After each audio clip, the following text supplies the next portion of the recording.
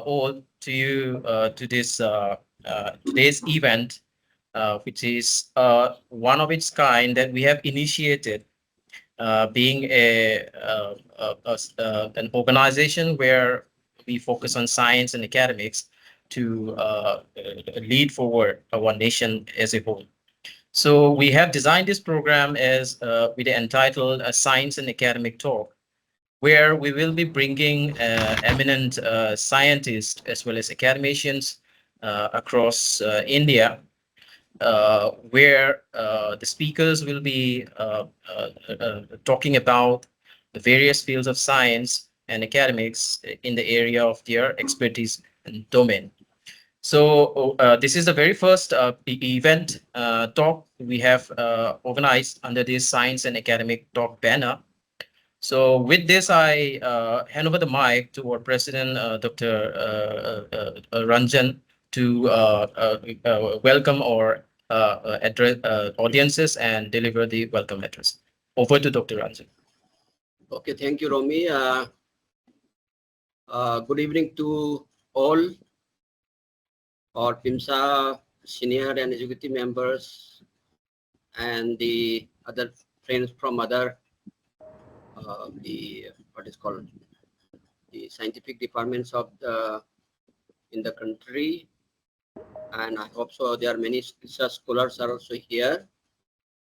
So myself, Ranjan Kumar Kaidem, on behalf of PIMSA, that is, you must have already known that PIMSA is the short form of Pan India Meitei Manipuri Meitei Scientists and Academicians Associations. It is in short known as PIMSA. And I, on behalf of PIMSA and at the capacity of Honorary President PIMSA, welcome all of you.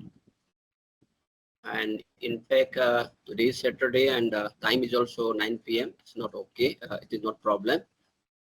So I'm very sure that we'll have a very fruitful and interesting session now. And of course, the speaker is or one of senior members and Vice President of PIMSA, Dr. Vyam Subindro Singh.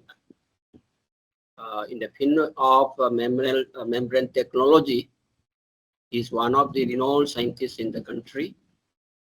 And of course, there will be some more introduction about him by one of our colleagues. So, in fact, I want to share with you that this, particularly from PIMSA sides, or scientific series or talk, actually we had already started maybe about 3 months back. Already one of our senior members of PIMSA had already, who is working in the Central Groundwater Board Research, and he has given a very nice present talk about the what are the what is called the about the real situations of the groundwater, in particular Northeast area. And of course, we had many other talk series, but there was mainly about the social issues, particularly the problem going on in our state Manipur. And there were many speakers were from the social science backgrounds, social activities, etc. But now, as you know, that the name of the PIMSA itself suggests that we are all the members of PIMSA are. We are all, you can say, the academicians, scientists from this physics, science as well as social science background, and we are basically academic oriented. This platform, and particularly the topic what has been chosen for today's talk is very relevant because particularly for the young people, research scholars, say you may be doing a lot of hard work and you may be doing a lot of good research work, and of course you must have got a lot of good results, outcome, etc. But unless you present or you write your work in a very meticulous and in a very the orderly way, because nowadays writing a scientific paper really jo good value, I should say, is very it's not that much easy. And depending upon the grade of the what is called, you can say, the index level of the journal where you want to publish it, and at the same time how you present your work is also very important. Of course, the English grammar and the language is also very important. Not only that, how you present your results, your outcome in a very systematic way, because you cannot writing some hundreds or 200 pages, because you have certain limitations. Maybe in a very limited number of pages, you have to show your results, your outcome in a very lucid and very illustrative way, so that when your writing is to be evaluated by some editorial board, and that it should be, you should be at the most, you should ensure that at the first review itself your papers should be accepted. Of course, there may be some occasions where the editorial board may ask some clarification. That is a different thing. Otherwise, this is a very common observation that many times the editorial board will ask you to, what is called fine-tuned, or you can say find refine your English. This is a very happening. But anyway, English is not our mother tongue. So it is very important that how you present your work and how you write it is very important. So in this aspect, I think today we have a very interesting topic about the language of discovery, crafting effective science writing by Oja Subindro. And so I'm very sure that all of us are the, and all our young friends, definitely they will very, it will be very useful and helpful for them particularly. So with these few words, now again I welcome all of you, and hopefully in future also we will be giving this facility to many youngsters about our this scientific talk series, and hope that whatever the or aim and objective that what we had will be easily, translated into action and can be passed on to our coming generations, and particularly young friends. So with these few words, now I pass on the mic to our next stage of the program. And again, I am very thankful to all of you, and hope we will have a very nice time now. Okay, thank you. Thank you, Dr. Ranjan, the president of PIMSA. The next on the agenda is a few words from our beloved General Secretary, Dr. Lyren Lakpam Robindro Singh. So I hand over the mic to Dr. Robindro to put forward his few words.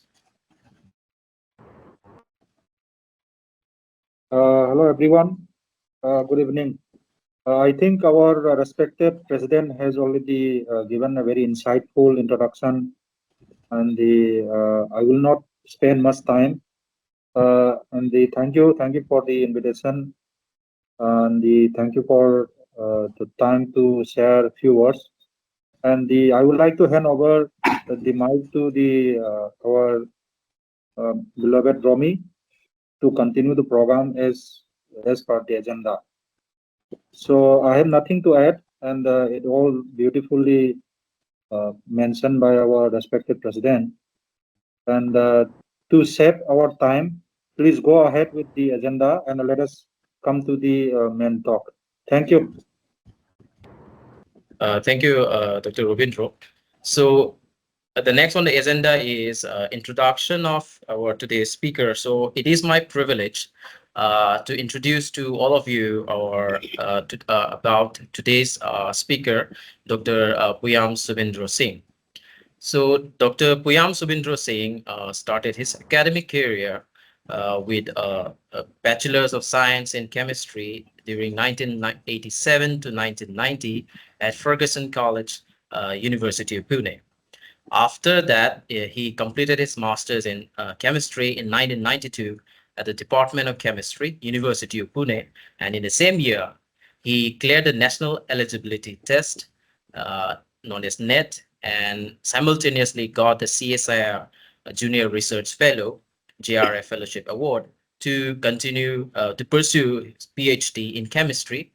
And he joined the prestigious CSIR lab, that's the National Chemical Laboratory, NCL Pune, and completed his PhD in 1996 and was awarded a PhD degree in chemistry in the same year by the University of Pune. Dr. Sobhindro has multiple international postdoctoral research experiences. To start with, after immediately PhD, Dr. Sobhindro joined National Institute of Resources and Environment, Tsukuba, Japan, as ITIT Special Researcher under a fellowship sponsored by the Agency of Industrial Science and Technology in Japan, and worked as a postdoctoral researcher for 2 years until 1997. In the next year, 1998, he moved to Canberra, Australia, to join Professor John White's group as a Research School of Chemistry Australian National University postdoctoral fellow, where he continued his postdoc work for 2 years until 2000. During this period, he got exposure of using neutrons to probe matter at the Big Science facility in the Intense Pulse Neutron Source Argonne National Laboratory, Chicago, USA. Later, he joined as postdoctoral fellow in 2000 at Michigan State University, East Lansing, USA. In 2001, he returned to Australia and joined the Commonwealth Scientific Industrial Research Organisation, CSIRO, Melbourne, during 2001 and 2002 as a CSIRO postdoctoral fellow, where he was promoted to CSIRO research scientist in 2002 and worked there until 2004. Dr. Sobhindro started his professional career after returning back to India when he joined the Council of Scientific and Industrial Research Organization as a scientist fellow in 2004. After working for 3 months there in CSIR, he was absorbed as a CSIR scientist at the CSIR Central Salts and Marine Chemicals Research Institute, Bhavnagar, Gujarat. In 2009, he was a visiting scientist at Friedrich Alexander Universität Erlangen-Nuremberg, Germany, as a Bavarian Research Fellow sponsored by Bavarian Research Foundation. In 2012, he served as a Raman Research Fellow sponsored by CSIR India at the same university in Germany. Currently, Dr. Puyam Sobhindro Singh holds the post of Divisional Chair of the Membrane Science and Separation Technology and head of the Knowledge Resource Center cum Library at the CSIR CSM CRI Bhavnagar, Gujarat. He also served as an honorary professor at the Academy of Scientific and Innovative Research, ACSIR, Ghaziabad. He had served as members of various high-powered management and monitoring committees for institutional matters, research planning, and 10 MOUs had been signed as stakeholder for technology transfer agreements and collaborations. In his name, there are 14 technology patents, 7 book chapters, and over 100 peer-reviewed research papers. With this impressive biodata of our today's speakers, I would like to hand over the mic to our today's speaker to proceed forward with the event. But before we proceed further, I would again like to request all of our speakers to please mute their mic when the speaker is delivering the talk. And if you have any questions to be raised, please hold it with you. And when the talk is over, you can raise your hand, push the raise hand button, which is there above the screen. And one by one, we will take the question. Thank you very much, everyone. And over to Dr. Sobhindro. Sorry to interrupt, Dr. Romi, please have a look. A few notifications have come up. Guests are waiting in the lobby. No one is waiting. All are in. 45 are present. Thank you. Romy, can you see my slide? Actually, I've shared. Can you see in the screen? No, it is not visible. Okay. Please share only the presentation slide window. Okay, I just share it.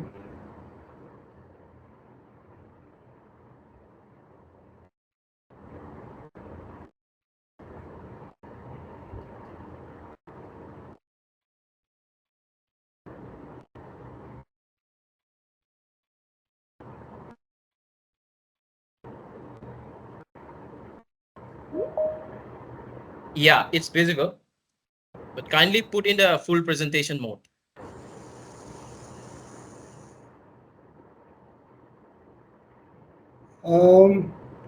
I couldn't see the slide. Press It is F5. visible. It is visible to us. Visible, I couldn't see the slide here. Come on.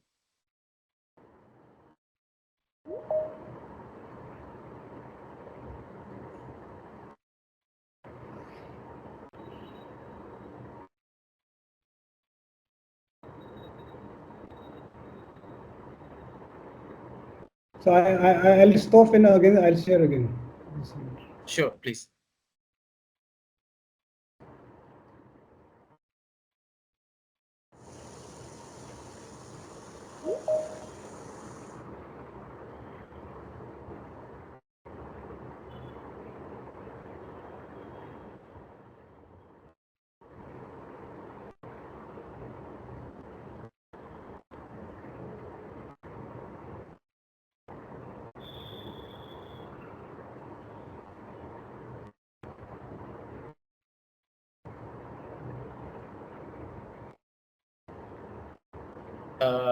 We are not seeing any presentation slide, but we are seeing a Word file. Okay, that's nice.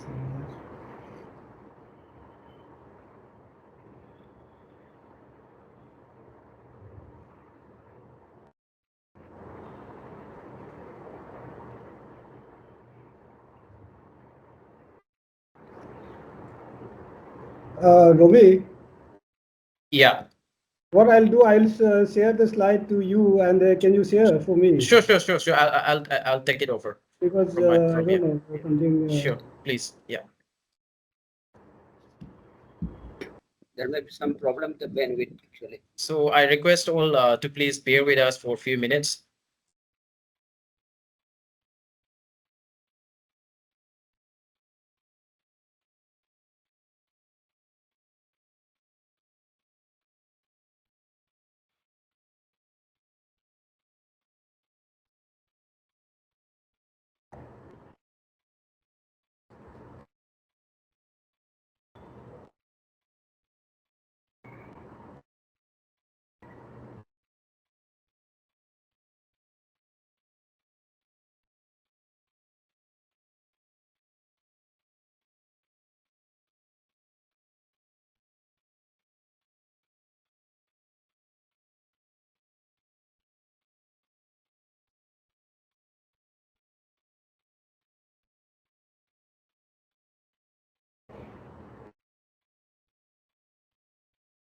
Thomas Subendro, is it sent?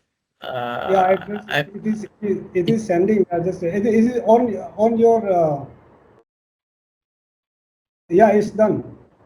You must be receiving now. I'm yet to receive. Yeah, I got it. Okay. Sharing in few seconds. Okay. First of all, you can start sharing, then I'll keep speaking. Okay. To continue. You can. So first of all, An Muktada, actually, I am going Khurumjari is great pleasure to speak to speak on this very interesting topic of scientific writing. And good evening to everyone present here. So, Romy, you can share the full screen. This is the full screen. Actually, the window is aspect ratio is 16:9, but the slide is in 4:3 ratio. So that's why it is not able to cover the remaining black part. So it is Okay, in full fine. screen. Okay, fine. So I must thank first President Uzar Ranjan and Dr. Gomi and Ravindra as well for giving nice introduction and also about PIMSA. This topic, the scientific writing, is a part of PIMSA talk series under the theme of science in the academic. Specially designed for the lecture is specially designed for young minds and a young faculty member, the students who are research scholar who are interested in research. So I designed for most of these young fellow colleagues. So bear with me, seniors, so if you feel boring. So for this basic presentation, I'm from CSIR. Based in Gujarat, which is a place called a small coastal city, Bhavnagar. It's about 180 kilometer west side of Ahmedabad. As you know, CSIR is a big network of national research labs. We have 37 national research laboratories, and also we have 4 research units as well as extension center. There are about 39. So it's all over India. So it's very much like us. CSIR is pan-India. So I will start with the 3 basic rules. Romi, move to the second slide. With 3 basic rules of the scientific writing. Okay, there are 3 basic rules of scientific writings. So I will explain that one by one. The first is brevity. The second is logic and clarity, and third is clean typing. So what is brevity? You can go to the next slide. Robi, you can go a little bit quickly because I have to cover, I think, 40 slides. Okay. Sorry that I could not handle the slide because of some issues here. So brevity is what is that we just put what is required, nothing else more. This is way not to obscure meaning. By that way, we are not wasting readers' time and patience, so that we are at the same time we are saving the valuable publication space. So brevity is elementary rule of all writing. So what is brevity is that we just put that is required. Okay, nothing else more. The second, okay, go to the next slide, please. Second rule is logic and clarity. So we must arrange that the reader can follow our arguments, step by step. For example, I make comparison when we read the comic book or it's a folk tale. It's so easy to read because sentences are so clear and easily understood. Obviously, we can't compare the scientific writing with the comic book or the folktale kind of stories. I mean to say that science is already complex. We have to make it as simple as possible, so that ideas should be absorbed quickly, that one forgets that he is reading. So you enjoy reading the book. The third rule is, this is last rule, you have to be making the manuscript physically attractive. Okay, and because there is a very strong relationship between the good science and the carefully prepared manuscript. The person who is engaged in the scientific research, he has a lot of hard work, with a lot of patience and with a lot of dedication. His workspace is like his temple, so he takes care of his things very carefully. So he makes his scheme of things, graphics, schemes very carefully and very beautiful. So therefore, always the good science, the person who is doing good science always have the manuscript beautifully prepared. So it's a good relationship correlation. One can generalize it. Now, in a case where we have a good science, but we are not careful in making the manuscript, but then there's a problem, because the poor science is again linked with not so good prepared manuscript. There's always a link. So you have done good science, but it looks like it's not well prepared. So what we see that what editors and the referees will think about that. There's a question. No, just a minute. Wait, go back. So people will think that the editor will think that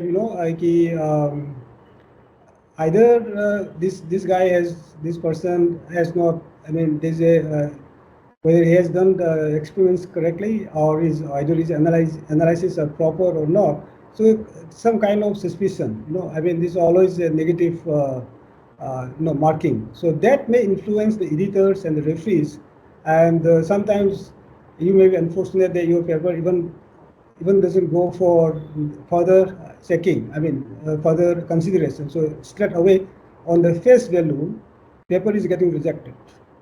Therefore, the clean typing manuscript, good looking manuscript is very important. So it makes sure that your manuscript is physically attractive. So this is the rule number 3. So okay, go to the next. Okay, thank you. So I've spoken about the 3 basic rules. We remember that the first one is brevity, is that we just put what is required. And next is the logic and clarity. We write simple sentence with a bit of clarity so that people enjoy reading the book, reading your article. That's the second rule. Third rule is it has to be good looking. I mean, well prepared graphics, schemes of things you take care. So that's the 3 basic rules of scientific writing. Now, we as you know now, the scientific language is nothing other than English. English is we have to be using for all kinds of scientific communication. English is global, and we have to be communicating in English. So we should know how to we should make the best use of English because this is a scientific language. So these are the few points we have to consider. Verbosity, when to use he or she, when to use active or passive tense. I mean, this is very important. Sometimes active is good because it is with action. You express with some kind of, actionable thing. So it's very impacting, very powerful tense, active. But passive is polite. Sometimes passive is polite. Sometimes politeness is also good. So passive voice is also sometimes good to consider. So this is you should be able to know where to use active and where to use passive tense. Noun clusters and modifier. No, wait. Noun clusters and modifier, because every time when you think of writing clusters of nouns and modifier, it increases certain amount of complexity. What we say, what I've spoken in the rules, the second rule is the clarity, logic and clarity. So any amount of complexity brings some ambiguity. So we have to avoid as much as possible. Don't use trying to avoid using noun cluster and modifier. So always write a simple tense, simple sentence, not compound or complex sentence. So sometimes you may use it but wherever possible, you try to avoid using this noun clusters and modifier. Similarly, try to avoid use of respectively because it's not direct. You can better you have the direct comparison when somebody is doing that and the other is doing that kind of. So the direct comparison instead of so and so respectively. Unnecessary hazing, this here has to be you have to be considering, and also use of synonyms should be very selective. Again, synonyms is the same different words but same meaning, so you should not think of using these synonyms because we said in the first rule, brevity, we can't repeat things. We have to just put what is needed because we have to be be concise, and the space, publication space is very valuable. We have to be respecting that. So we can't repeat things. We can't make many synonym having same meanings. We can't do that. And also the and or kind of construction you should avoid, because again this amounting some complexity. Either you use and or separately, but not together. Okay, next, Romi. Okay, let's start drafting the manuscript now. Okay, you can always start writing the way it is good for you. It's okay. I mean, you can by way of say procedure, trial and error. It's excellent. I mean, okay for you. I mean, doing trial and error, writing procedure. You can collect ideas while the study is in progress. You can write down the thoughts as they arise. But remember that you only write step by step creatively for only sometimes say a few hours a day. Never think that, for example, you do the work for a few months, I complete the work, then one fine day you think that I will write for the last 3 months, 4 months, or 1 year's work, I will complete from beginning to the end. So it is nothing possible. So always remember the scientific writing. You need a lot of drafting, editing, correcting, again drafting, editing, and so forth. So multiple editing is required to finally come to the final finished product. Therefore, handwriting is the best method. I mean, it's good for as a first rough draft. Okay, next one, Romi. Okay. So general, there is no specific rules for choosing a journal. This is just a few points I've just taken out. So, for example, if you were to submit your article, the first thing you look is at this SCI, Science Citation Index, JCR, Journal Citation Reports. These are the reports you have to be looking, because these are well good report, because it is based on the scope and coverage of subject content, quality, punctuality, editorial, abstracts, peer review, production quality, and so on. So it's good to look at this SCI and the JCR reports, and also have a consideration on these points like impact factor. I'll be speaking in the next slides. Prestige factor, readership, editorial board. Sometimes editorial board is it is from some certain reason, then it is not good. It has to be global editorial board from everywhere, kind of, then it is good. So it is more global outlook. Focus and reputation. So these are the points I'll be speaking one by one. So next. Okay, what is the impact factor? Impact factor is a measure of the extent to which articles published in it are cited. So the rationale behind the system is that the more citations to a journal's article, the greater is its impact. So impact factor is a measurable index of journal quality, but I would say we should use with caution. Why I said that? There is a, I explained, for example, citation can be influenced by, by the subject coverage, or by, the periodicity of the publication. Some papers, articles publish every month, some publish once in a year, for example, review article. Now, let's say subject coverage, how it influenced the citation. Let's say, for example, biology journal, biology article. Biology is about dealing with the natural, the living organism, plants and animals. So we all interested to read. So many chemists, physicists, even engineers, interested to read the biology paper. So you have more readership.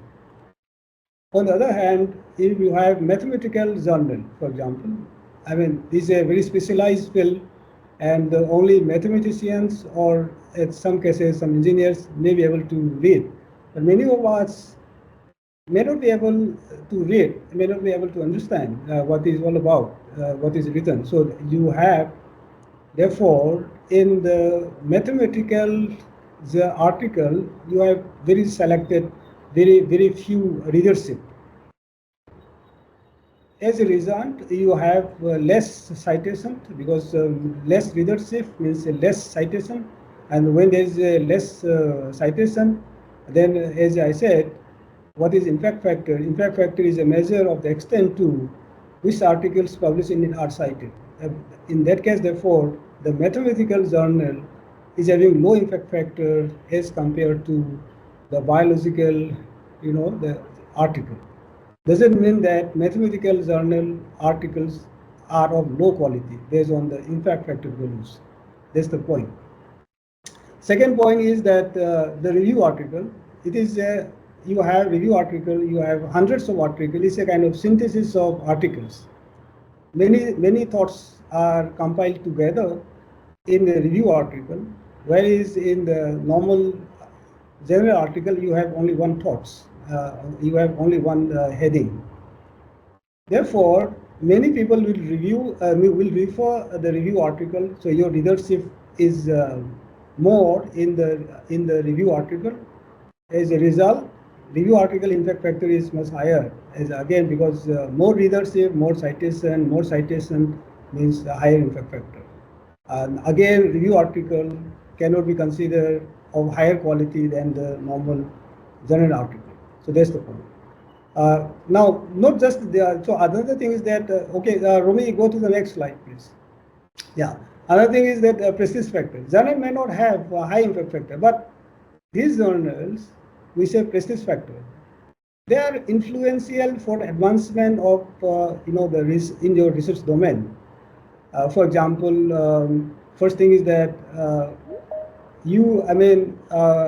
firstly, your work should be appreciated by your next immediate supervisor, and then by your team leader, and then by your head of the institution, and so forth. So first thing is that you should be exposed to your peers. So let the peers know that you know the work. So that's the first thing. So to do that, sometimes you may have to publish in the local, even national journal. You have to make an impression that you know the subject. You have to be exposing to that specialized field, specialized community. Maybe there are less readership because specialized field means you have limited. Like I compare with the mathematics based article as compared to biology based article. So in any specialized field, the readership is lesser. But doesn't mean that we should not be publishing because it will have less impact factor. So this is prestige issues, prestige factor. So this also is a point to consider. Sometimes it's really important that your boss, your team leader appreciate that you know the subject and you are good at. So this kind of exposition is also very important, this prestige factor. Romy, next slide, please. Yeah, so now choosing the right journal obviously is a difficult sometimes. Therefore, I'll just give you the comparison here. But the first thing we can do is that how many journals are appropriate. At least you can do rank the journal by say one yardstick impact factor. It's not totally spoken earlier. It's not just that impact factor, but it's okay. As a first ranking the journal by one yardstick impact factor. At least you know to some extent the quality of the journal. But now, should the paper be sent to the journal with high impact factor, high quality journal, and then there is always a risk of having it getting rejected. As you know, the high impact factor journal, they generally accept, say, let's say 10%. So it is not that your work is not good. It's just that it is cut off. Okay, at that point of time, they have to just select 10%, and there are, so 90% has to somehow they have to reject. So you may be one of them which are in the 90%. Doesn't mean that your paper is not good. So it's not be disappointing.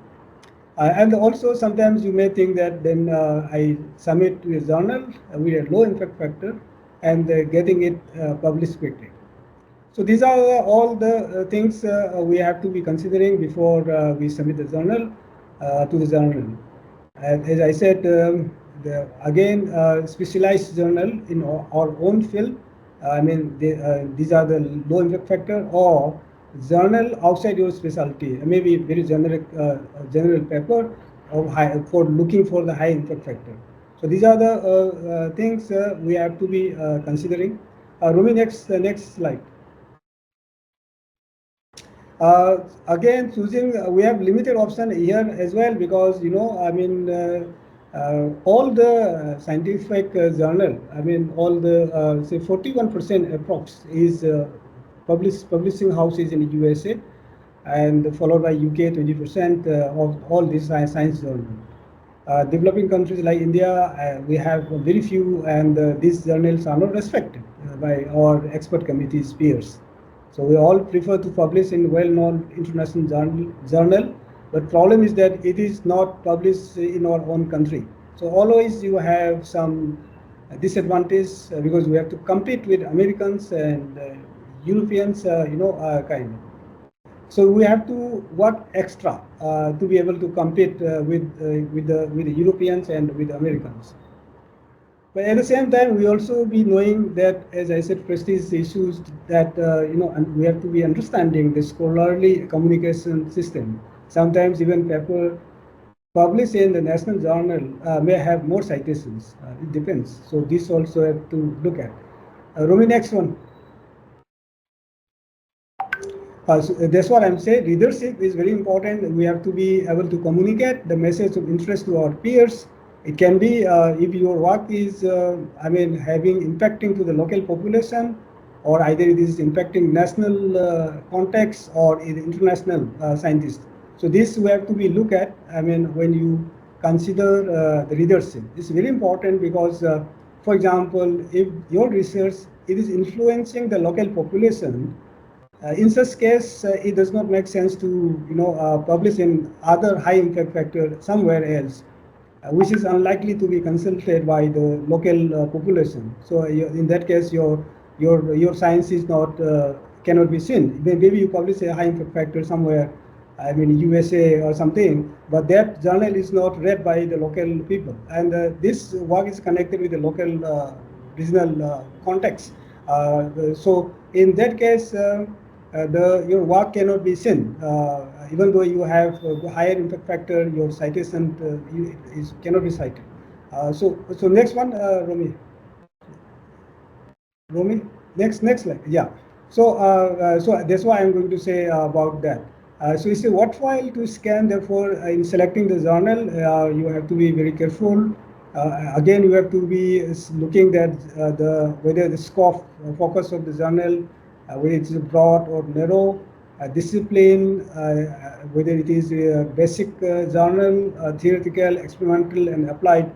Remember, as I said, if you publish somewhere which cannot be cited, it can be dead. It can mean burial of the paper forever. I mean, it cannot be seen, the light of the paper.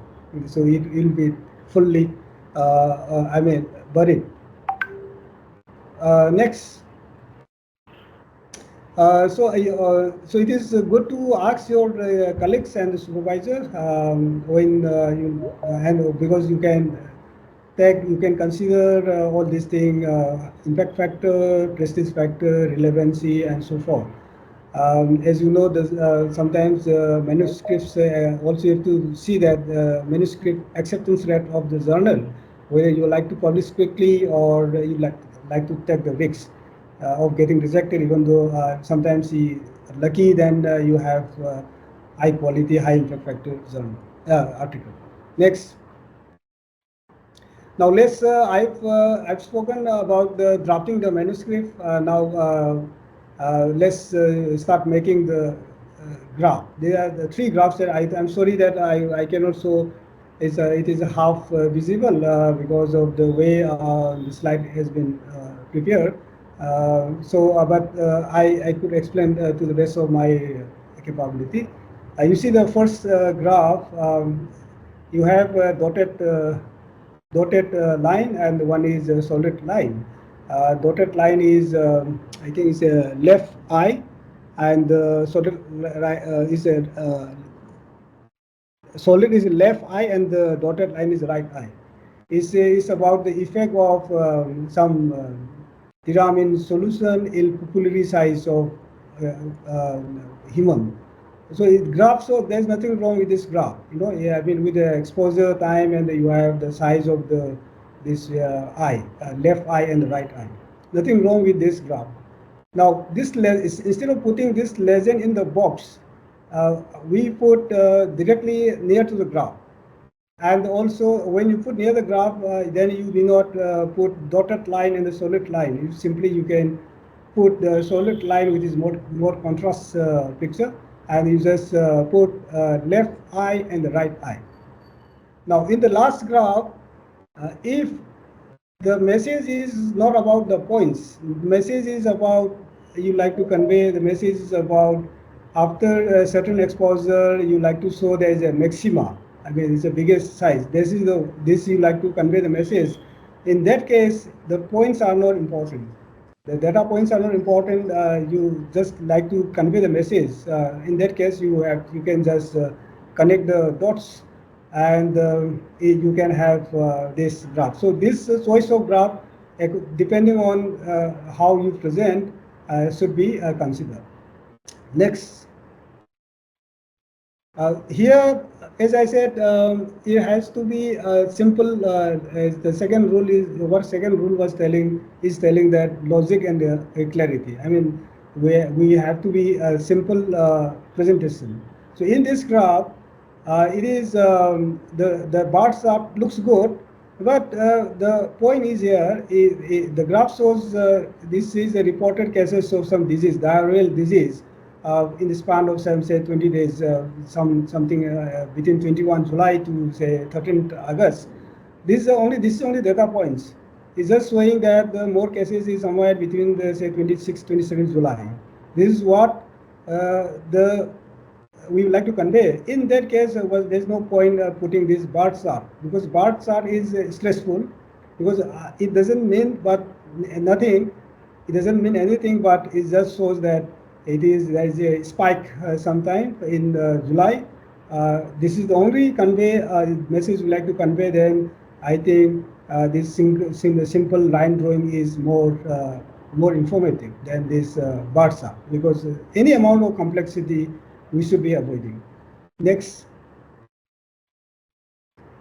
Here, for example, this left bar chart is so much confusing. You have so many bar chart, and it is really stressful to know what is what.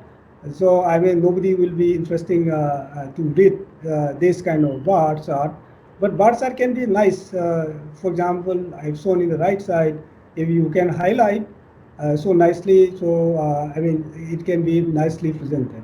So this is the way how we can select the graphs. Next.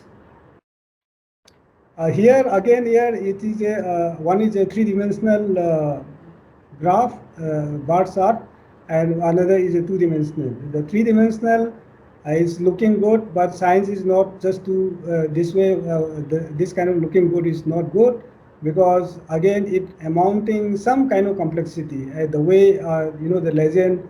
This is about the mortality from coronary disease among the Japanese born from so and so years. It is shown here death rate per 100,000. The kind of. So in the 3D graph, it is bit complexity. It is just, if this is the just message, why don't we have this 2D graph where you put the death per 100,000 in the y-axis, and the region Japan, Hawaii, California is as a bar chart in the x-axis. So this is much simpler. So any amount of complexity, as second rule says, is not allowed. Any amount of so you have to be very logical with very clear presentation. Next one. Yeah, here let's see this graph. The first graph is about cumulative weeks to delivery of the women in group A and the group B. So group A and B is given here. I'm talking about the first graph. Is very complicated. I mean, nobody can make anything out of this graph unless he read the text. But from this graph, it is very difficult to understand what does it mean. Now, we modify this in the second one. We change this the y-axis. We change like instead of group A, we write treated women, and group B we write control directly near to the curve, and we transfer this legend, figure legend, the cumulative fixed to delivery to the y-axis, and then you give the declarative legend. We say gestational duration did not differ between the treated woman and the control. So this is the so you transform this graph with the declarative legend. So by just reading this graph, then people will know, I mean, what this graph means. So it is very clear. So now you're saving, I mean, you need not now unnecessarily, you need not again explain in the text. So the graph is already revealed. I mean, already giving the declarative legend on this. So something like this. So this is very important. Next. Yeah, again here again this is about the table. Here we have table. You see here maternal age, gestational age, indication, size and type, vascular, avascular, Willi sample, all here in the table heading and subheading. So why do we give that? Again, we have by rule 1, we should not be repeating things. You know, we have to just put what is required. So why we have to repeat here when it is already in the heading? So table 6.1 legend therefore can be simply details of 80 diagnostic cases of first trimester chorionic biopsy. So this should be the legend, not the repetition. So again, this is the rule number 1. Okay, the brevity. Second, next slide, Romy. Okay, here is a very interesting one. Here it is again here it's a very short table legend, fracture clavicle and butt weight. We don't know what is meant by that. So much condense is also sometimes is not meaningful. So what this table, if you change the title a bit, if you just going to the data shown here, you make declarative. For example, the table shows that with increase in the butt weight of baby, there is more chances of fracture clavicle. So we say as a declarative title, increase in fracture clavicle with butt weight. If we put it over here instead of fracture clavicles and butt weight, this is simple description. Doesn't make sense. But if you declare, give more declarative title, then this table, by just reading this table legend title, we know what does it mean. So this is what we should be carrying. Next, Romy, next slide. Now, which is good? I mean, which is better, suitable, table or graph? I don't know whether you can see, but I just go through it. I mean, it's kind of it's about some 7 days. 7 days data. It's excretion of some 7-alpha hydroxy chemicals, say something after giving the analgesics, some indomethacin in subjects and humans. Okay, there are 3, 1, 2, 3. These are 3 humans. And this medicines is given, indomethacin is given, and this metabolite excretion is observed for 7 days. Now these are the data points shown in the table. Nothing wrong with that. But if the message we would like to convey is just that after a few days you have the this metabolite excretion is minimum. This is what we like to convey. Initially large amount, then after a few days, between 3 to 5 days, there is a minimum, then again increase. if this is the way you like to present, then why to put all this number? Is too confusing. No, I mean again you need to explain with the star mark and so forth. So so it's not needed. So if it is just the message like to convey that there is a kind of excretion pattern, there is a minima sometime after 3 to 4 days. 5 days, this is what we like to convey, and this is enough to have this simple graph. Next slide, please. Okay, now making a title of the manuscript, where whenever possible, here again it should not be neutral, it should be declarative. Let's read this title: Influence of aspirin on human megakaryocyte prostaglandin synthesis. So now we express this with a different title. So we write, we change this, we phrase differently.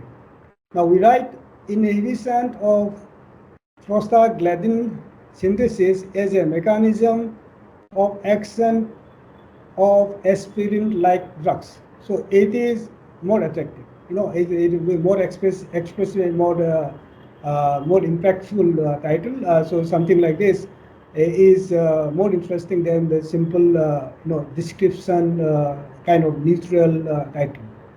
Example is another example title, interesting. So I just take example from is that increased levels of cigarette use among college students a cause for national concern. This kind of title should be eye-catching, very kind. This is very important. Selecting, I mean, rephrasing the title. Okay, next one. Okay, in the after title, then we come to the abstract. Okay, the paper is that first we write the title and then we have to have the abstract. But when we write the abstract, remember that we have to include these four main components. That is background, methods, result, and the conclusion. I just go through it. Maybe some are not visible, but I think I just I read through it. It is generally accepted that chromosome number in human is 48, but to count chromosome has been difficult because as they clump and partially cover each other. In this study, culture cells were treated with solutions that spread the chromosome that makes them easier to count. Now, this is the background. Which is now in the methods, the culture cells from human embryonic lung were treated with this chemical. So this is the method you have done. We have done. Okay, and in the result, among the 20 to 65 mitosis counted, all but 4 had a chromosome number of 46. So this is the result. Now, conclusion is that the results suggest that the chromosome number in human is 46, not 48. Okay, so now next slide, Romy. Now this you have to convert in a single para. So now you have the background, now you have the methods, and now you have the result, and now you have the conclusion. So now you put all this together in a single paragraph. That is abstract. So this is abstract. This is a good abstract. You have all background, and then methods and result and discussion. Next one. Okay, now after abstract, then we comes to introduction. Again, introduction, like title, is the first sentence should be very catchy, should catch the reader's eye.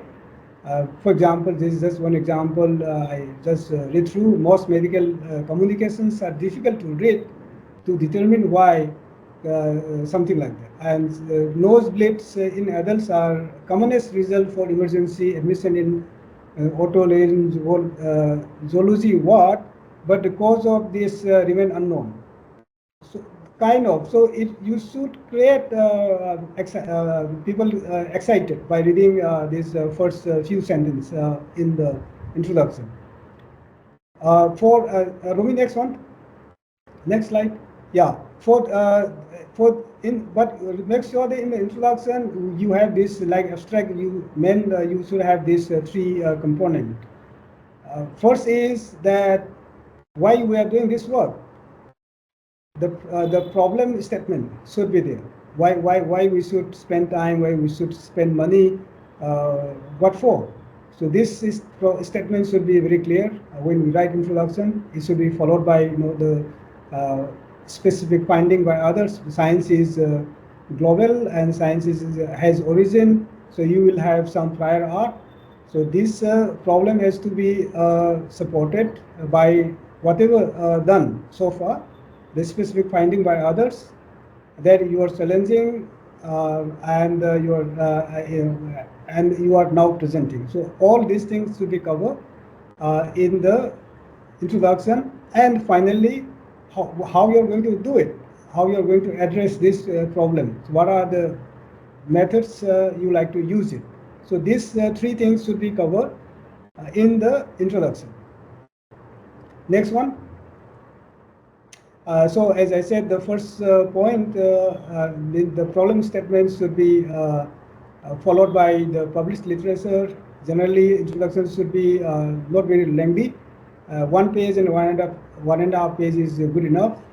As I said, if it is already things which is already written in the abstract or title, we can again write here in introduction. Remember the brevity that we have to just put is it is needed. I mean, no room for repeated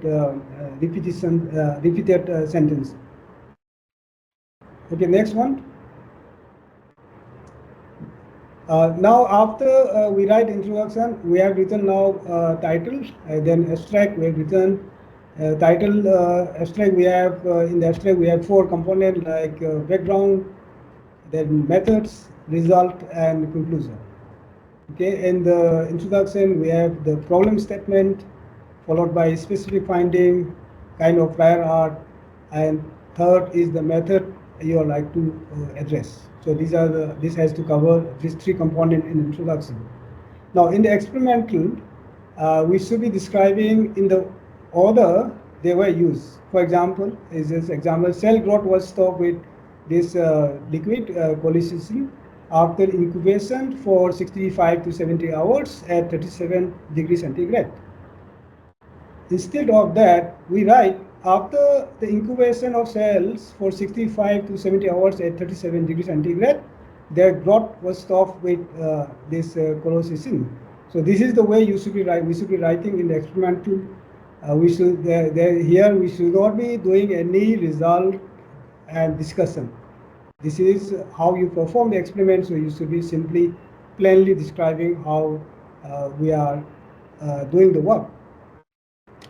And the essential features need to be described. For example, here one example, kidney volume was measured as previously described. Reference number is given.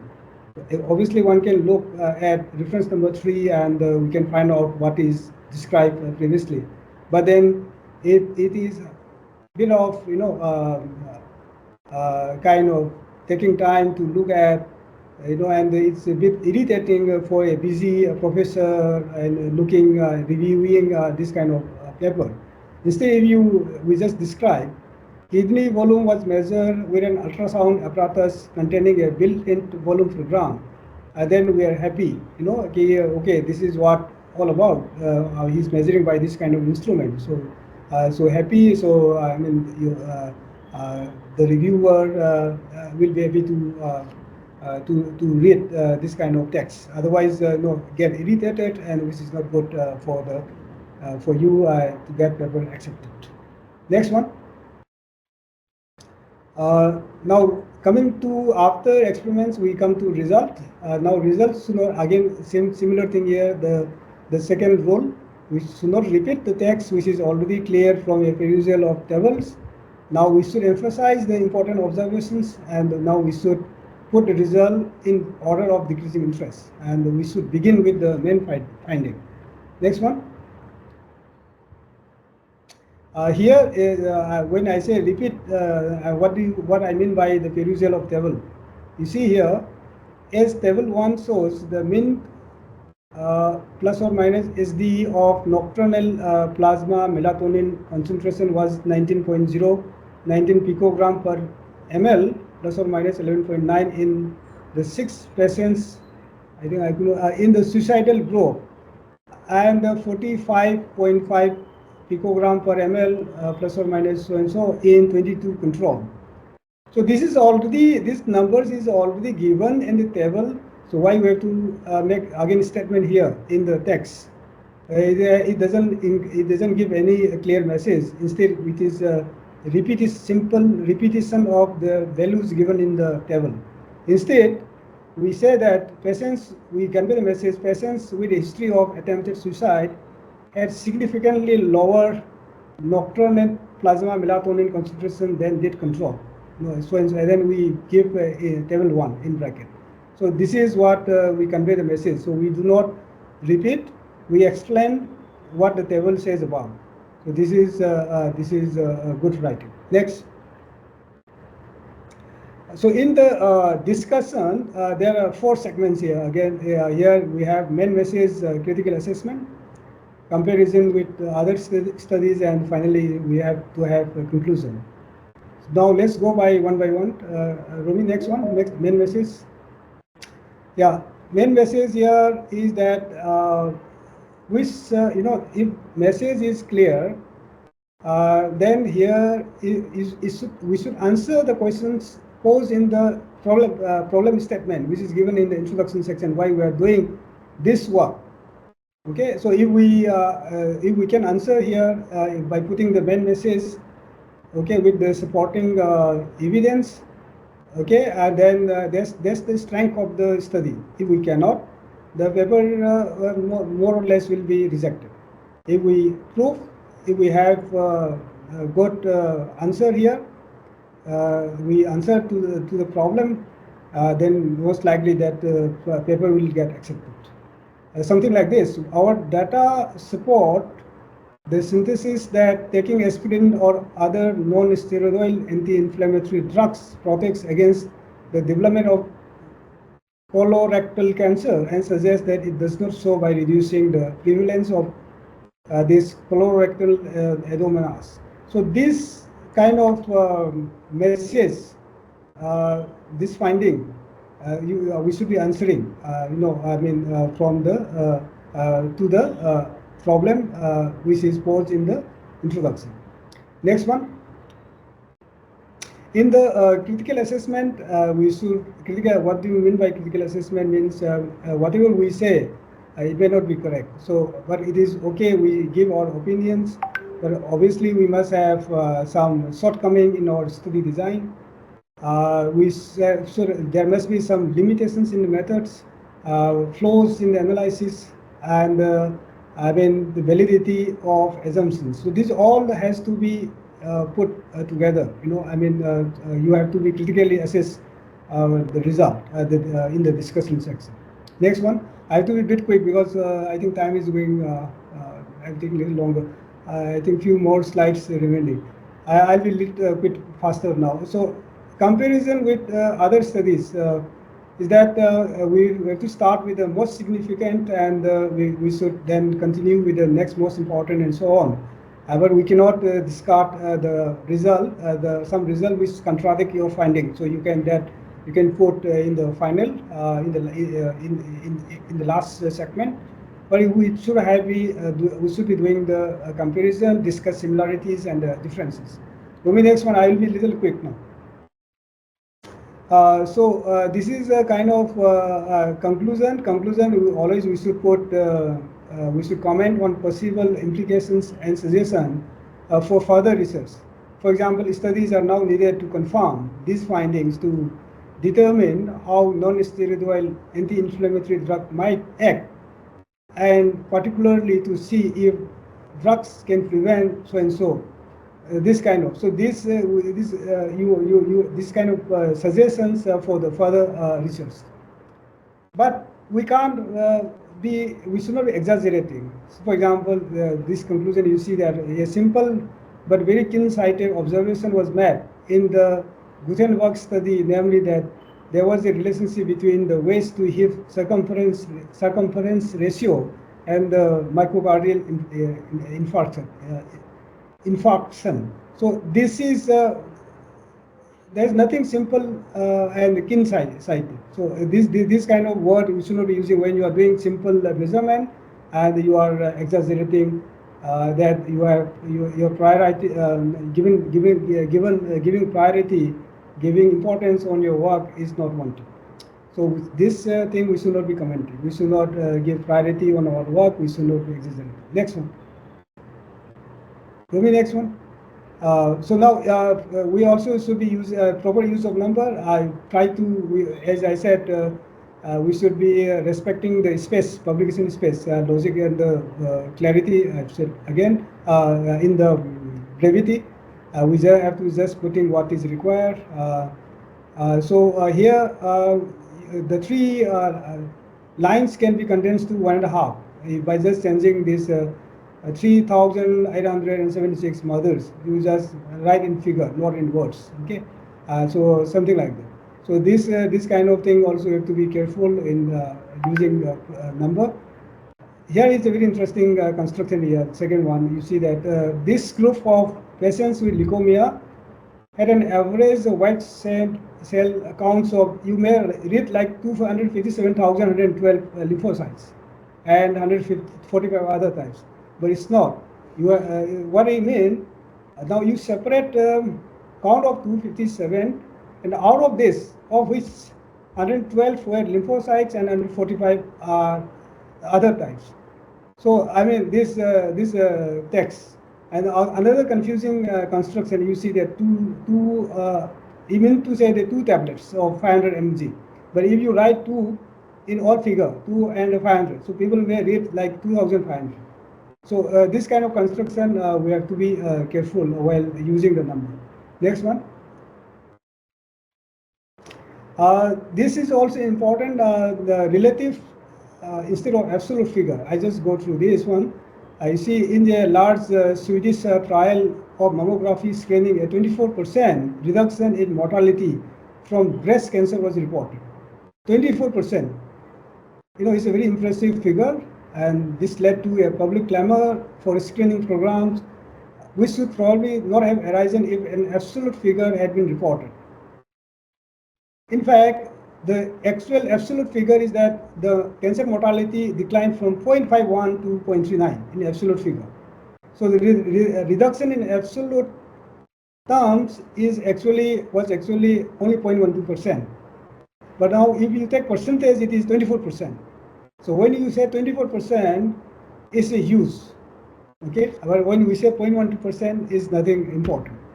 So sometimes, therefore, this relative figure is good to impress your work. So it should be considered. Next one.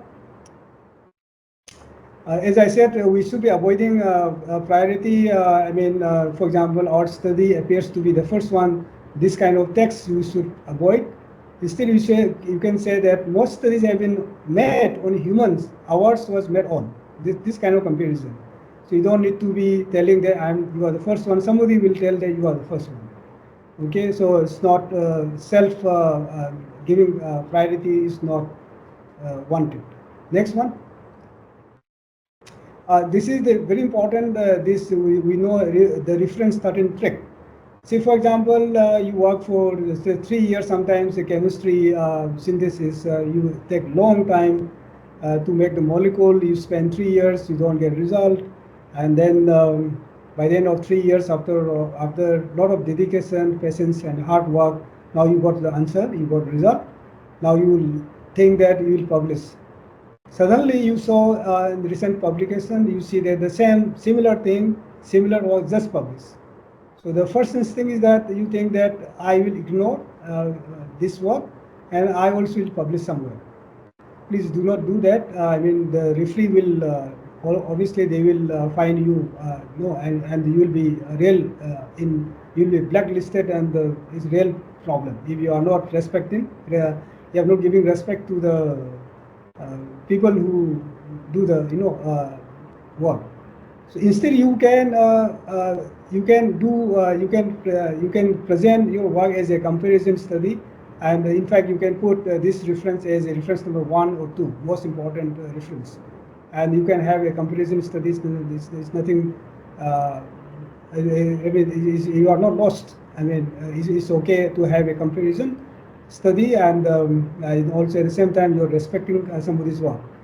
So this is next one. This is we have been seeing the last in a few years. There's a lot of issues about this copying the work and plagiarism. Because nowadays we have a lot of pressure of getting more paper published for position, for promotion, and for changing, for employment and so forth. So people doing this kind of non-ethical R&D, publication, cutting and pasting, and a lot of plagiarism. And India is after China and USA. USA is also doing the same thing because they have also many research. Even there are cases. Sometimes I will bring out. There are people who are already got Nobel Prize, but he has to withdraw the title. There are many cases in USA as well. So this has to be avoided as much as possible. We should be ethical when we are doing the science. Next one. References are, we should be knowing the accuracy of the references, because sometimes many people don't read the references they are citing. They just copy from the cross references. Sometimes what happens is that this example is mentioned here, Dr. O something Opla BC. This is in Czech language. It is, in fact, it is not the name of the author. It is on dysentery. So the way the paper is copied and the people consider is an author, and then it is followed by. So this kind of problem is there, and also name problems. The first name and the last name have to be careful, especially for the Chinese name.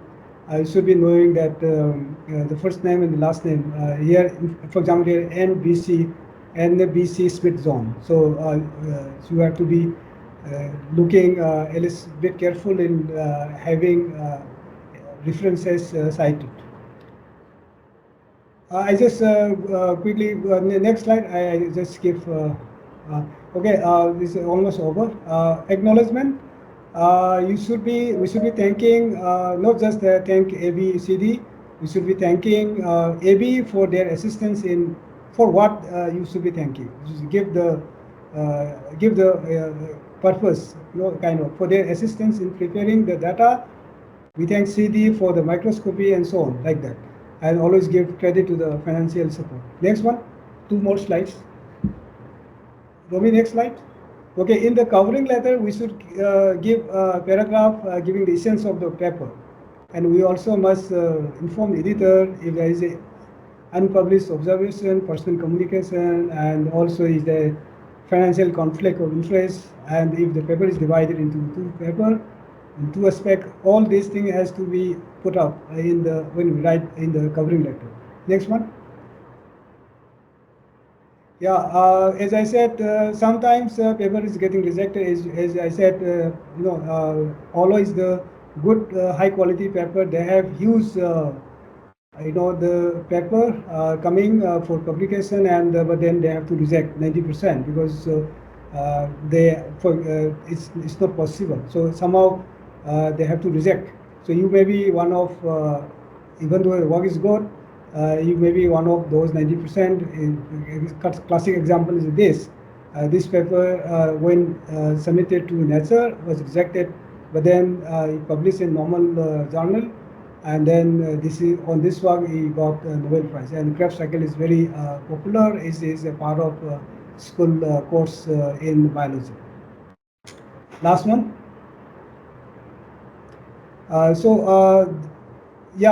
We can deal with the editor with little polite. Always we can say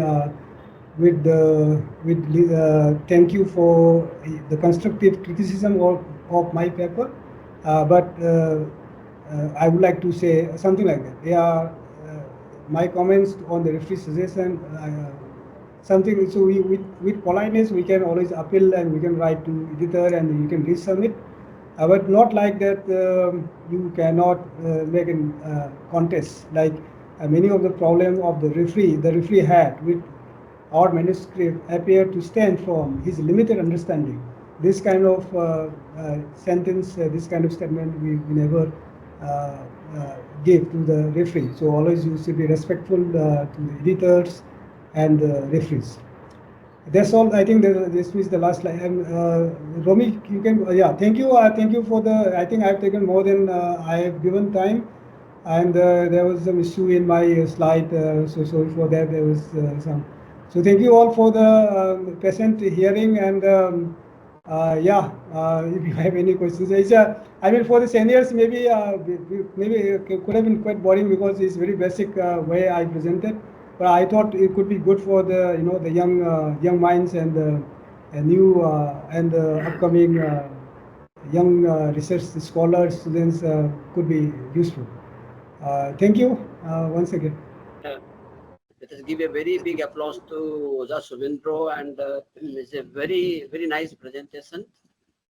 And in fact, not only for the youngsters, I think Oza Subendro's presentation will be very useful for senior levels also. It's very nicely presented. How to write a real good scientific paper. It is an art actually.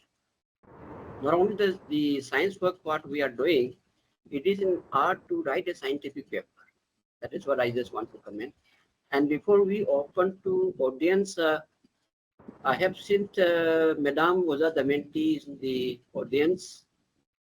I think let us first hear from Oza Damayanti because she's the most senior member in the PIMSA, and she's from Manipur University.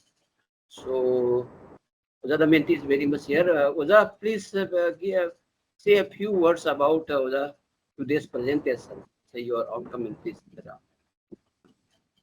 I think the topic is very nice and it is very useful to all the researchers and so even for the senior faculty members and the junior faculty members and the research scholars. And the insightful talk is very interesting, and it will be very beneficial to all the listeners, I should say, sir. Such type of deliberation is very important, and I think I would like to request Sir Subendro to present the similar talk to our university also. I think it will be very useful, sir. Yes. In fact, Oza Subendro comes to, I think, Impal very open, madam.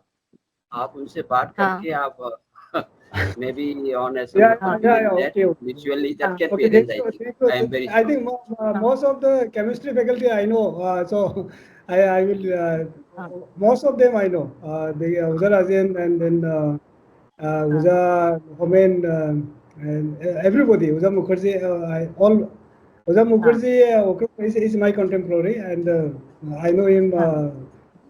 So yeah, whenever there's a chance, I'll come there and then. Yes. Thank you. I think it will be very useful and to organize the talks at our university, Yes.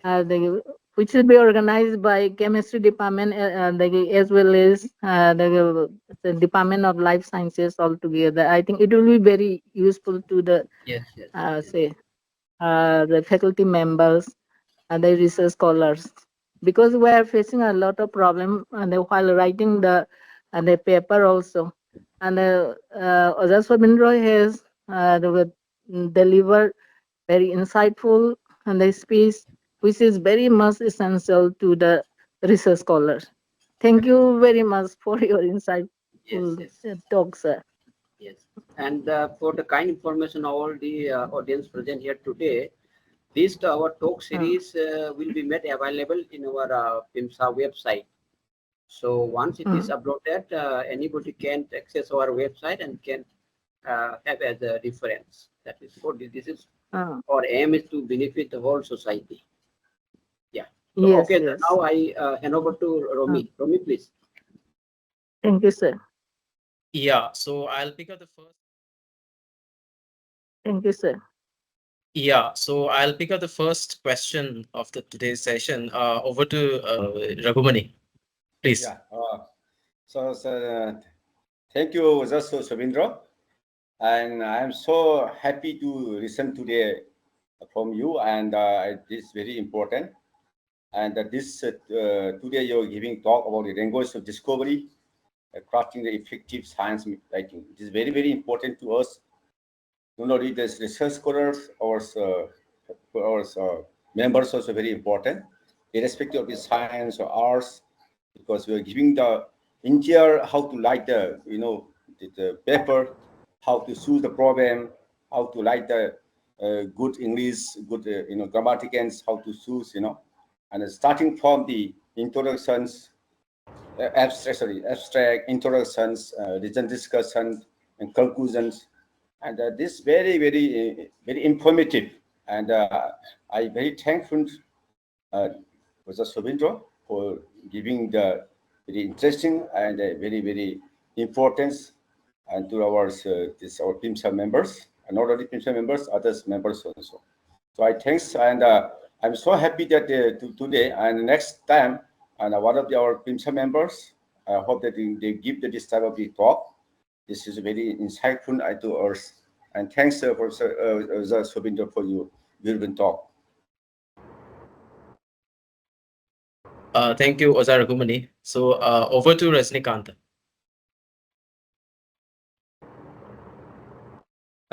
Thank you, Dr. Romi. And I also extend my appreciations to Sir Sobindro for delivering a beautiful talk on science writing.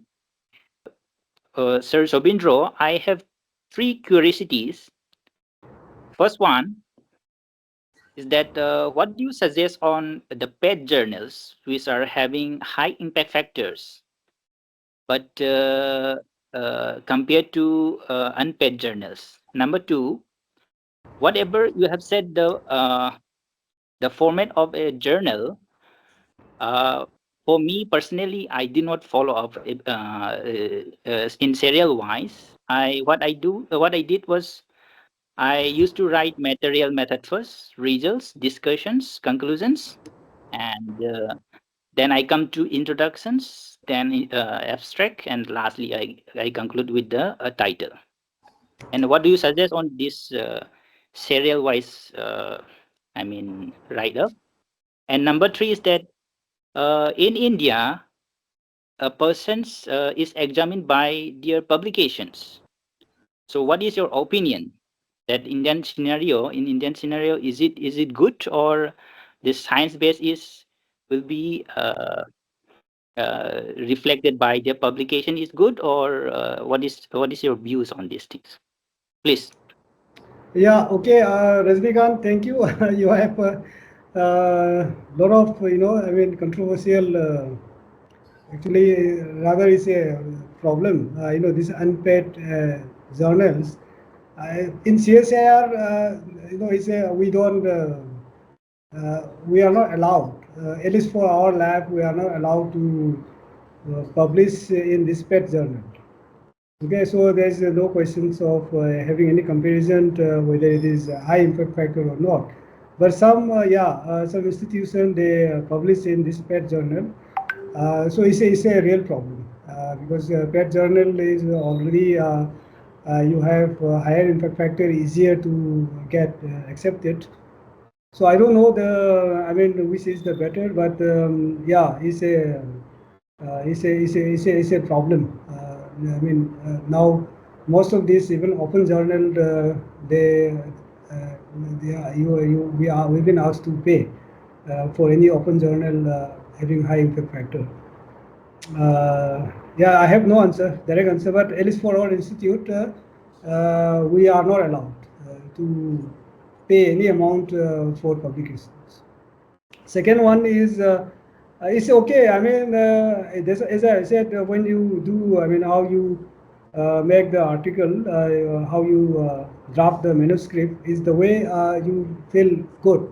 It's okay, but what I was telling you is that you make it step by step. I don't write everything in the end.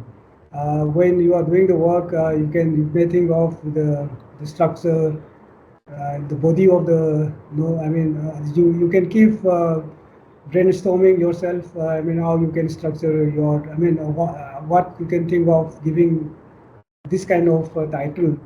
Title can be changing multiple times. It's not that I fix the title. Even last moment also you can have changes. Remember that that title should not be when there is now a software, and the editor, they have a technical team, they will fit in the software and they will first check the similarity index. So if your title has many similar words, then it will be show off, and then they will say no, this is not interesting because it's a very common kind. So like that you can keep revising things. Only thing is that you can do constructively, creatively, part by part, and that's okay.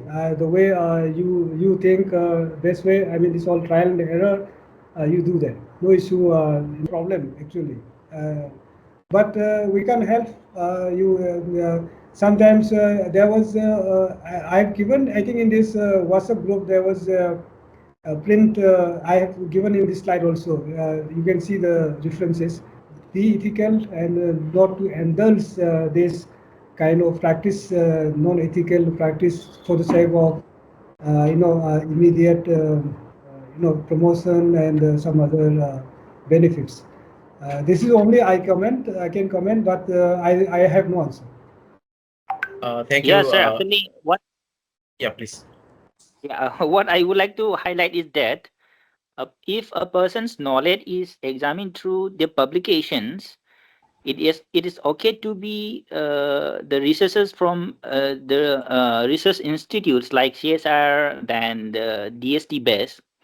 Then what about the researchers from the small institutes or universities like Manipur universities? They will face lots of problem. They cannot even screen in the selection criteria also. So I think government should change this scenario. And another point is that if we are avoiding the paid journals, so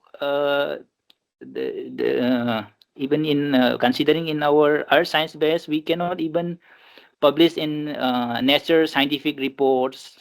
Then there are so many high impact factor journals. We cannot even publish in those journals. That is the problem we are facing even. So that's what I would like to highlight. Okay, you can go to Kogen. You can take over. Thank you, Dr. Rajnikanta. Before I go to Kogen, there's an interesting question put up by one PhD student who is currently pursuing PhD in IIT Dhanbad. His name is Mr. M. Surdas Singh. So it's an interesting question because being a beginner in this field, we always have lots of queries and unclarity in our mind. How should we go with our first publication, let's say? So his question is, how do you suggest for the improvement of academic scientific writing skills as a beginner? So quote unquote, give us more tips. So this is the question. Dr. Savindra, please. He's here. Okay, Surdas. So I would say, it's simple. I said, you have to be, you have to just remember three basic rules to begin with. Brevity. You have to be just putting what is required, and logic and clarity. You have to make simple when you write the paper, and they should be easily understood. Okay, with a bit of clarity, and then you should make nice graphics. You spend time how you present your result. Scheme of things. Take interest in that. So these are the three things. If you take care, your paper will be accepted here and there. So don't worry about it, and that is to begin with. So first you follow these three basic rules, and then that's okay to start. I hope it answers to the query of Mr. Surdar Singh. And if you have further queries, you can have direct contact with Dr. Subindro. We'll share the email in the screen after a few minutes. So over to Dr. Kogen Kumar for your question, please. Appreciate that Surdas had joined this talk, because I have shared this flyer to my known people, and he's also one of the person who is known to me, and he's doing on Earth Science department. But I appreciate it. But at the same time, I have a lot of questions actually, because this today's topic is very interesting to me. But I won't take much time, and I will pick my only 2 or 3 questions. But the first is I would address as Tamo Subindro. So my first question is, Tamo, you have mentioned about how we should write an introduction, how we should write a discussion part, how we should write a result. And I appreciate it. But when it comes to making all these things together, do you think there should be a procedure? Like one should start writing, when one writes a paper or drafting a manuscript, one should start from the title and then come to the introduction, and then result, the methodology, and then the result and discussion, or it should be very freedom to the person's choice. Like for example, for me, I cannot write a paper until I write my abstract first.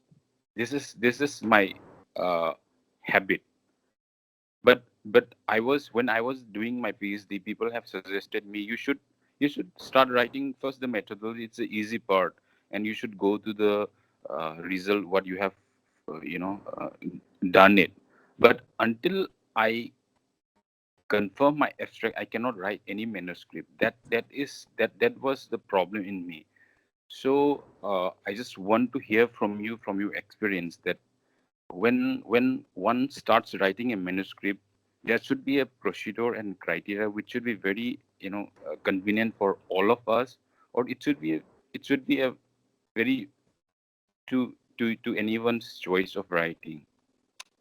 So that is my first question. And the second part is, let's say I have prepared a manuscript, it's done, but while choosing a journal to submit it, sometimes it becomes very difficult for us to decide which journal should I submit this manuscript. Let's say I should submit this to a 2 point something impact factor or 3 point something impact factor. And because of that confusion, we sometimes underestimate ourselves and submit to a very low journal, and we realize that we could have submitted to a better journal.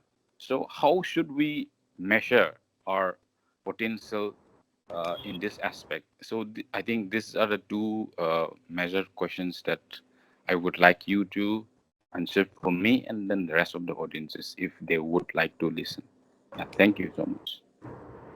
Okay, Kogen, good that you have a lot of questions.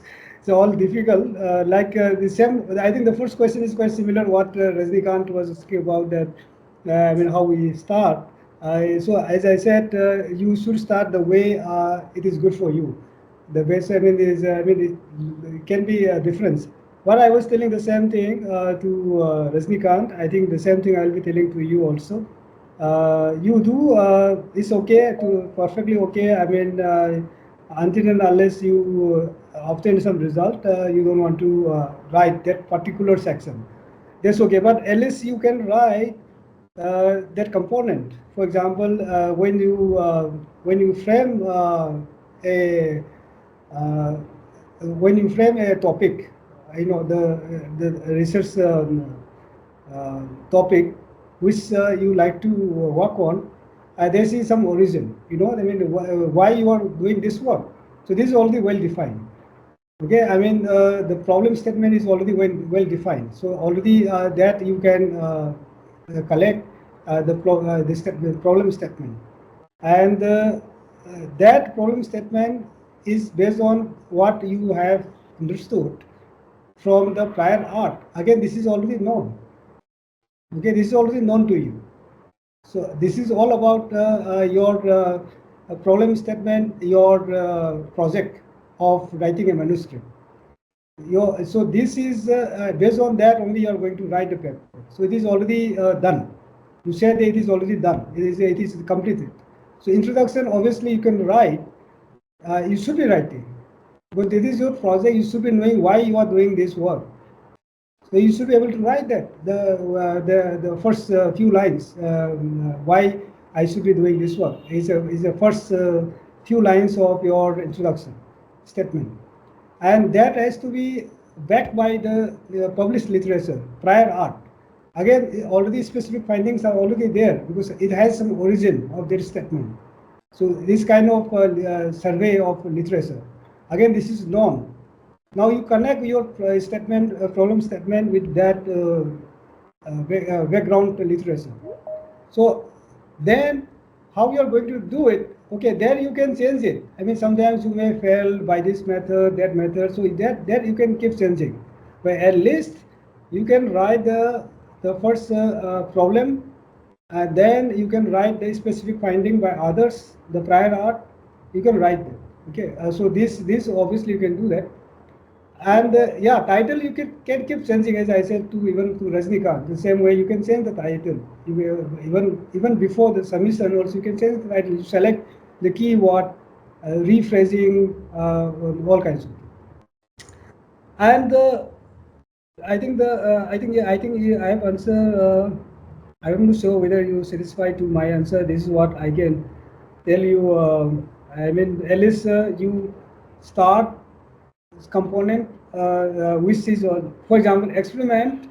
If it is already done, you write down the experiments. If it is done and you are going to do also as and when it is doing, you can write down. So this is already fixed, and characterization, experiments, it is already done. So you can complete how it progresses. And I think the second one is on how you can choose the journal, impact factor. Yeah, for you now, you are not very new in the domain, so you can always try for higher impact factor. I mean, always try for the higher one, I would suggest, because you already has passed this first phase. I mean, you have already completed your PhD. You are now established scientist over there in CSIR, NIO, Goa. So now you can look for the higher impact factor journal. So you can try 2 times, 3 times. Paper will come back. You will be asking you to revise or with comments as you can improve, and again send back to another high impact factor. You can spend time on that. So you can take risks, even though it is nothing guaranteed. Because always remember that it is not that your paper is not good. It is because of their acceptance rate is hardly, I said, 10 to 20%. If it is high quality paper, so somehow they have to reject. All papers cannot be accepted. So you can try. You can try the best way. That's why I was telling you have to always remembering this keyword, title, very attractive, catchy title. The first lines of introduction, abstract should be well written, neat and clean, kind of. So it may be considered for publication. So you can try, and for now you can try higher impact factor, and then if it is last option, if it is not, then you can satisfy with the lower grade paper. Yes, Tamo, I really appreciate your answers. But there are a few points that I still, would like to clear. Say, for example, for the first question, as I said, writing a paper, as I believe, is kind of an art. If you see a music composer, some music composer would like to have the lyrics first, and they tune it with the lyrics. And there are some other people who would like to tune first and then fit in the lyrics later on. So it's their choice. But when it comes to us as a research person, as a scientist or a research scholar, when we write, when we're going to draft a manuscript, sometimes we become very confused. Like we should start from the introduction first, and then we should start from the result first, because there are a lot of suggestions and a lot of But for me, Wait, wait, it, wait, it wait, wait, wait, you are getting confused. I'll interrupt. So, introduction, you cannot start in the end. Introduction should be in the beginning, because this is what you are doing for.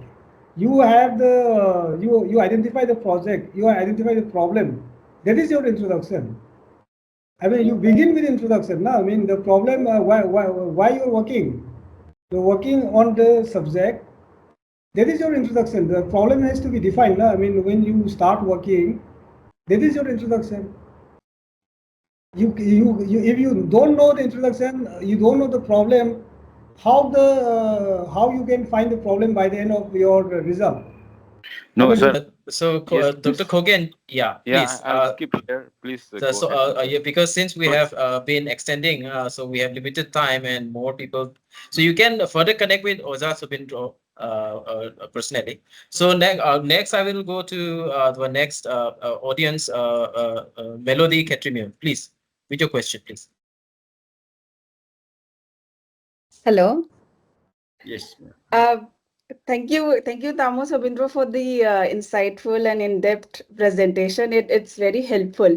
I don't have a question, but I want to share my own methods, alternative methods to what Rajnikant and Khogen has asked. Um, Rajnikant has issue with paid journals and unpaid journals. So I do one thing. I publish in paid journals, and then my article is paid behind a paywall.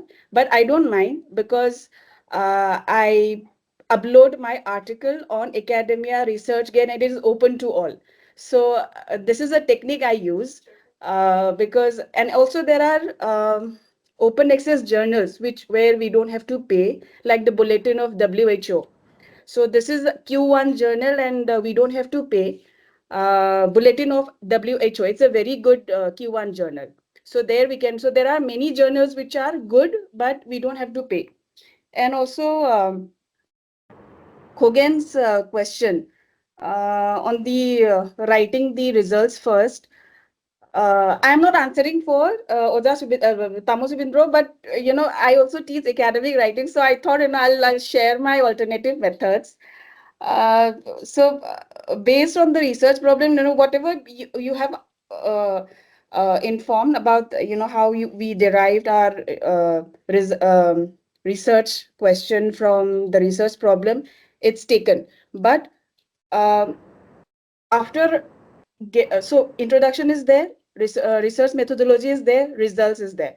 Then after the results, we can always polish the introduction part. If you feel that something has been missed in the introduction, something has been overlooked by you, so you can always polish after getting the results according to your convenience. But introduction should be written before methodology section and the results section.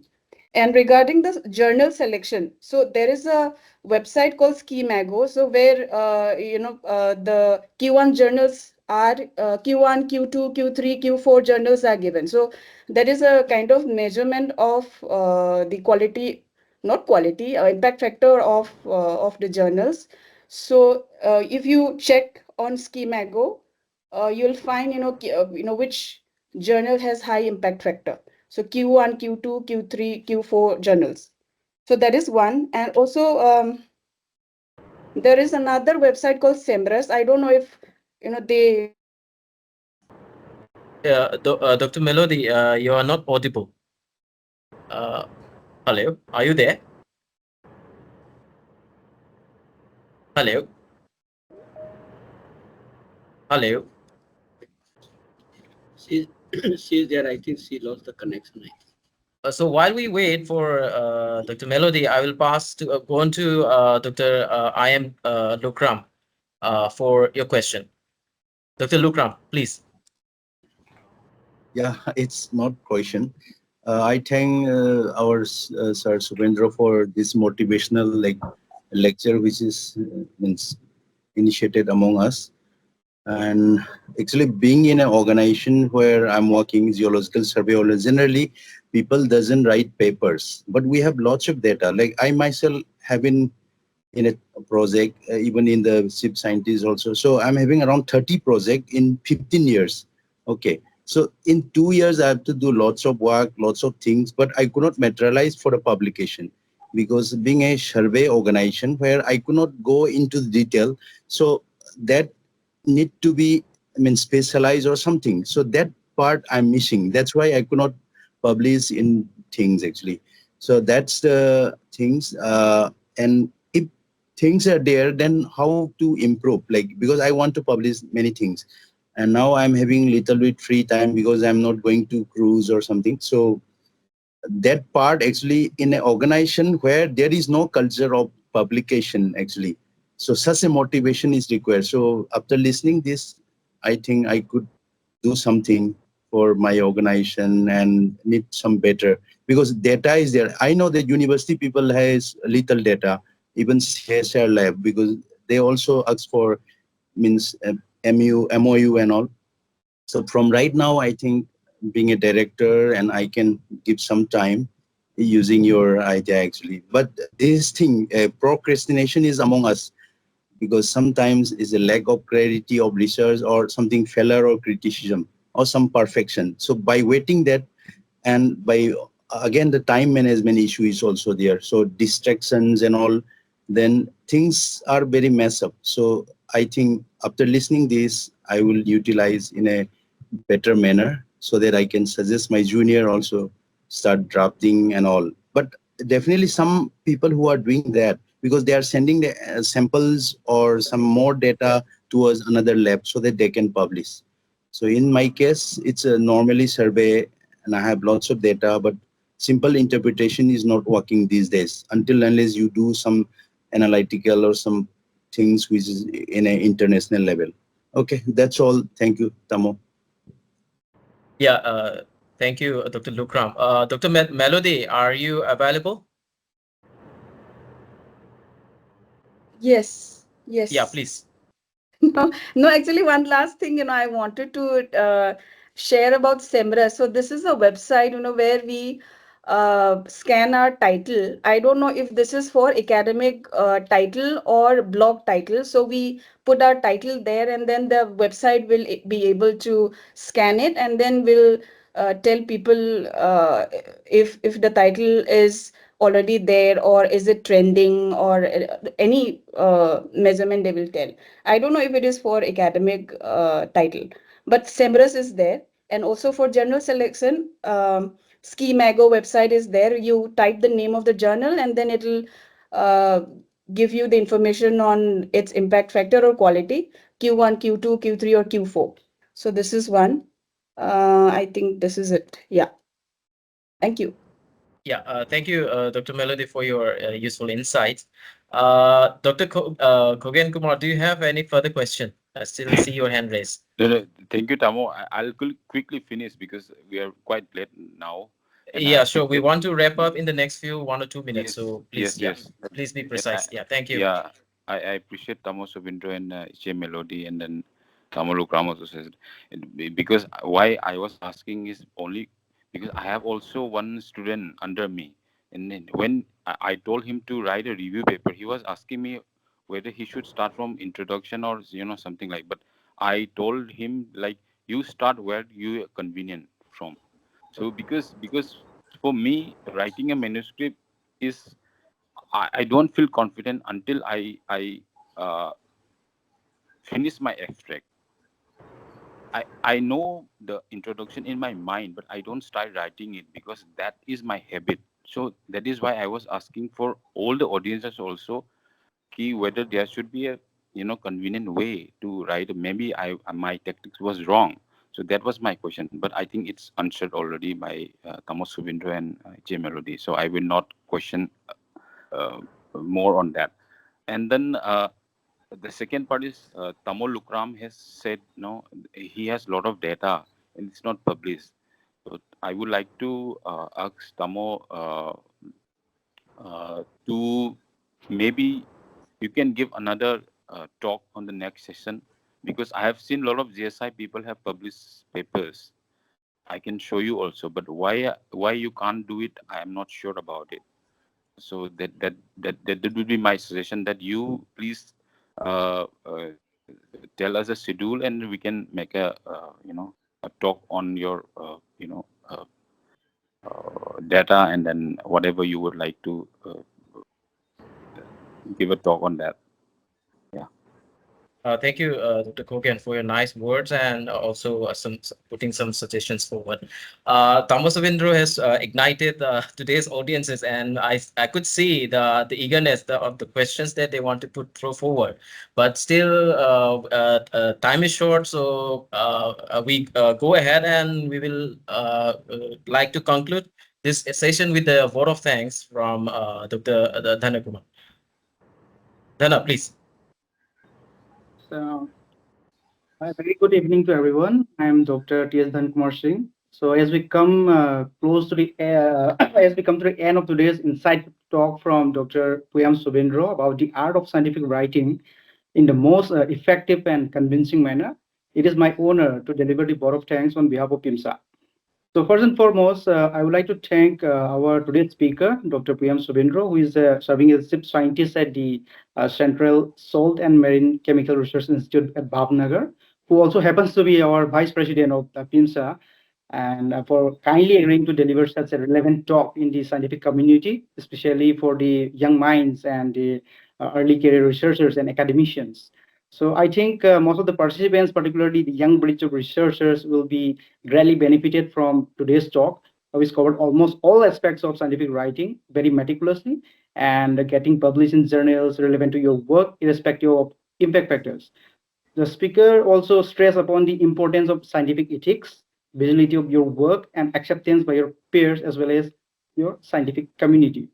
So I extend my sincere thanks and gratitude to the President of PIMSA, Dr. Khaidam Ranjan, and Dr. Wahingam Rami, Finance Secretary of PIMSA, for giving the welcome address and introducing our today's speaker. Thanks are due to our dedicated members of PIMSA who came up with such an innovative idea of scientific and academic talk series and their involvement in organizing such a lecture series. I would like to extend my sincere gratitude to Dr. Puyam Subhas, who is the Secretary of IT section of PIMSA, and various members of PIMSA for circulating today's event in our social media handles within such a limited time frame. As special thanks to attendees who have taken out of their busy schedule to attend today's lecture till this late hour. Your gracious presence have made this event successful. Thank you all for your time and patience. The bottom line of today's insightful talk would be, I think, science is no longer only about understanding and logical thinking, but also about effective communication, presentation, and reaching out to masses. So we'll be coming up with such more interesting talks in future as well. So last but not the least, I would like to thank our newly appointed manager, Dr. Kumujum Sunil Kanta for PIMSA, for his efforts in coordinating the inputs from the organizers in making this today's event a successful one. If in case I miss out to mention or acknowledge anyone involved in this today's event, I may be kindly excused. Thank you one and all. Have a great weekend. Yeah, thank you, Dhana. So before we close, so you can see the highlight of the next talk, which is on 29th of September in 9 p.m. So as per suggestion, we'll change it, bring the time a little bit forward. And this will be a very interesting talk about a plant, the diversity, the uses, and the threat. So until that time, have a good day ahead and good night. So, Okay. so I have a couple of people who have switched on their videos. So Okay. I'll start taking some. Maybe at least I could see their names, so this will be okay, even though the photos are not coming. So yeah, so ready, 1, 2, 3. Rajnikant is not there. Okay. Yeah, one shot I have taken. Just 1 second. Just 1 second, please. I just need to save this.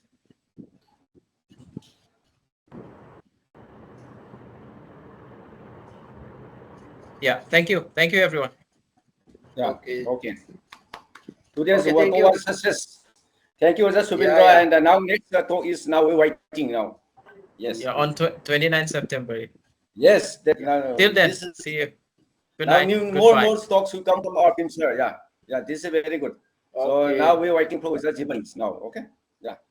So we are eagerly waiting now. Chalo. Yeah. Okay, good night, everybody. Thank you. Okay, good night. Good night, good night, good night, everyone. Good night, good night. Good night. Good night. Good night.